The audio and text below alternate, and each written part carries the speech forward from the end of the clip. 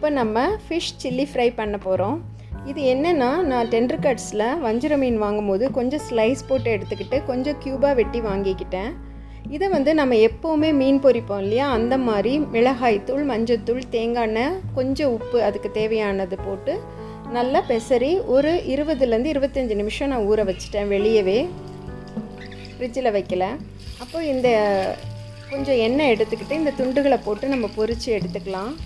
இது பொரிக்கிறது பார்த்திங்கன்னா ரொம்ப கிறிஸ்பியாக முறுமுறு அப்படி பொரிக்க வேண்டாம். அதுக்கு முந்தின ஸ்டேஜில் அந்த சாஃப்டாக இருக்கும் போதே மீன் வெந்தால் போதும். அந்த ஸ்டேஜில் நம்ம எடுத்துக்கணும் பொரித்து.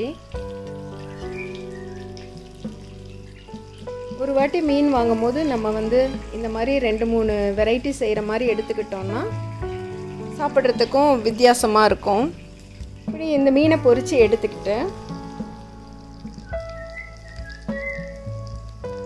இது வந்து போட்டு நல்லா எல்லா சைடும் வேகிற மாதிரி ஈவனாக ஒரே மாதிரி வர்ற மாதிரி நம்ம கிளறி எடுத்துக்கோம்.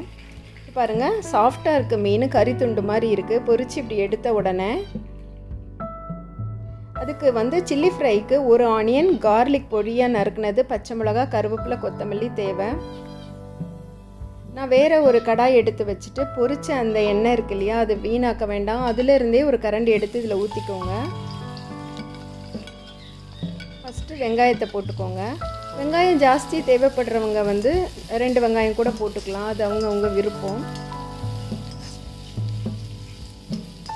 இது வெங்காயமும் ரொம்ப ப்ரௌனிஷ் ஆக வேண்டாம். அதுக்கு முந்தின ஸ்டேட்லேயே வதங்கின உடனே நம்ம வந்து பூண்டை பொரியாக நறுக்கி அதில் போட்டுப்போம்.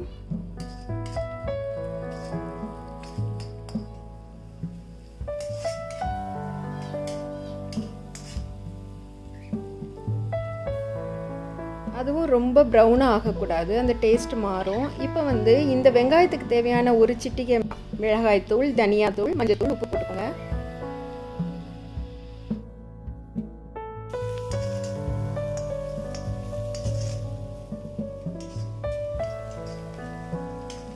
மிளகாத்தூள் போடும்போது அது கருகிராத அளவுக்கும் பார்த்துக்கணும்.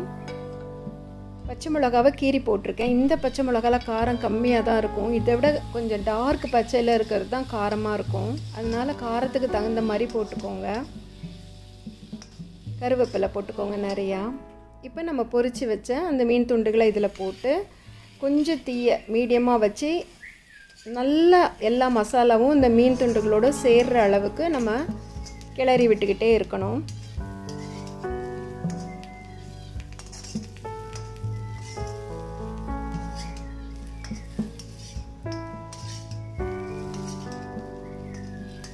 உண்மையிலே இது சாப்பிட்றதுக்கு நல்ல ருசியாக இருக்கும். ஒரு ஸ்டார்டர் மாதிரி இருக்கும். சண்டேஸில் பிள்ளைங்களுக்கு நம்ம எப்பவும் போல் குழம்பு பொரித்து அந்த மாதிரி இல்லாமல் இந்த மாதிரி கூட வித்தியாசமாக செஞ்சு சாப்பிடலாம். கடையிலலாம் இது போய் வாங்கினீங்கன்னா 4 பீஸ் 3 பீஸ், பீச்சிலலாம் பார்த்தீங்கன்னா அவ்வளோ வேலை.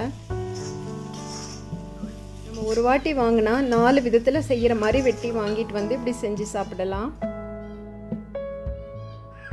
இந்த வீடியோ உங்களுக்கு பிடிச்சிருக்கும்னு நினைக்கிறேன்.